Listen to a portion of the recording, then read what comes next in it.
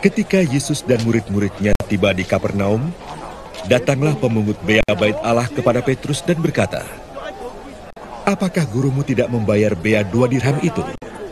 Jawabnya, "Memang membayar."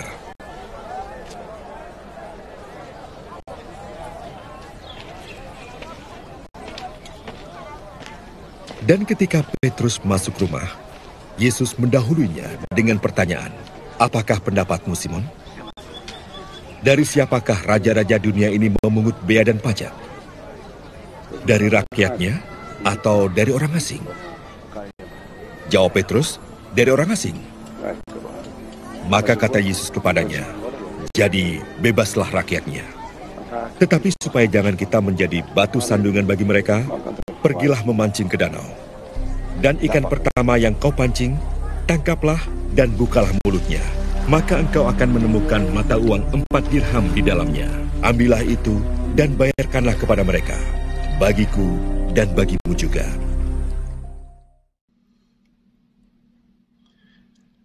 Saudara-saudariku yang terkasih dalam Tuhan kita Yesus Kristus, ketika berada di Kapernaum, pemungut bea cukai Allah menanyakan kepada Petrus tentang bea yang seharusnya dibayarkan setiap tahun oleh orang-orang Yahudi. Peraturan seperti itu diteruskan oleh umat Yahudi secara turun-temurun dari zaman nenek moyangnya hingga pada zaman Yesus. Yesus adalah pemilik bait Allah. Dan seharusnya dia tidak perlu membayar pajak. Namun, apa alasan Yesus supaya Petrus membayar pajak bagi mereka berdua? Satu-satunya alasan yang terungkap dengan jelas dalam perikop ini adalah supaya jangan kita menjadi batu sandungan bagi mereka.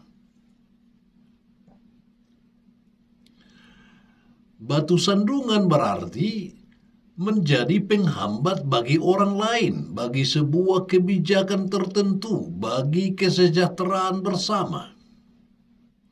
Maka Yesus meminta Petrus untuk mencari koin dalam ikan di danau, supaya mereka tidak menjadi batu sandungan bagi orang lain. Saudara-saudariku yang dikasihi Tuhan,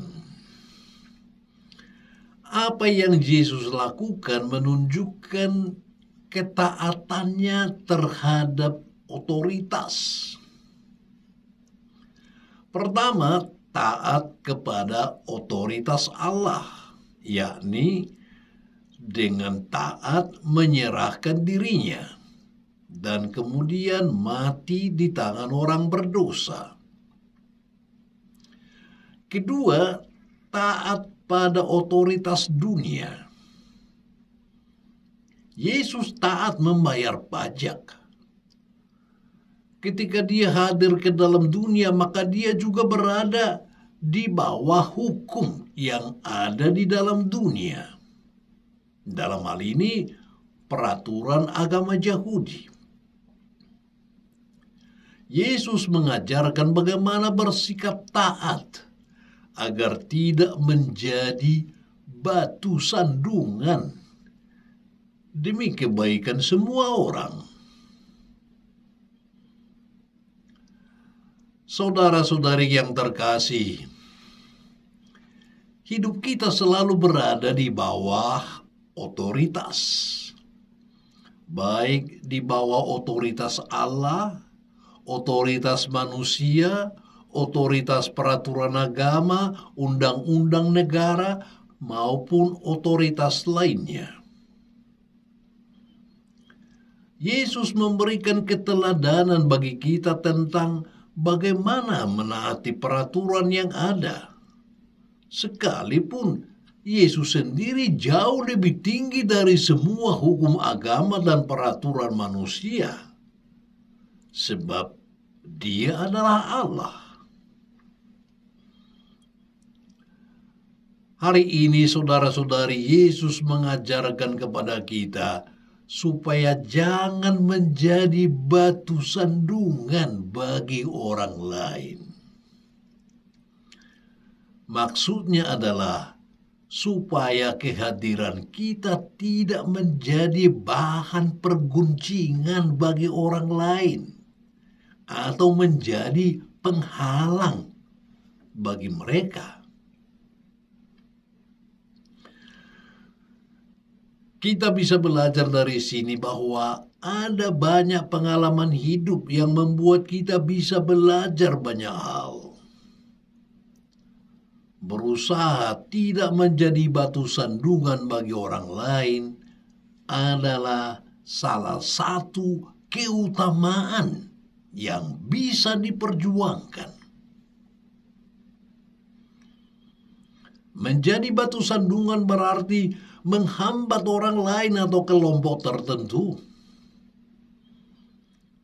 Ketika sebuah kebijakan sudah ditetapkan bersama, maka semua orang wajib untuk menghargai itu dan menjalankan kebijakan tersebut. Bahkan mereka yang berkuasa yang membuat kebijakan itu juga tidak bisa seenaknya mengubah atau dia sendiri tidak melaksanakannya. Ada kalanya saudara-saudari, kita menjadi orang yang mengikuti sebuah kebijakan meskipun secara pribadi mungkin kita tidak setuju.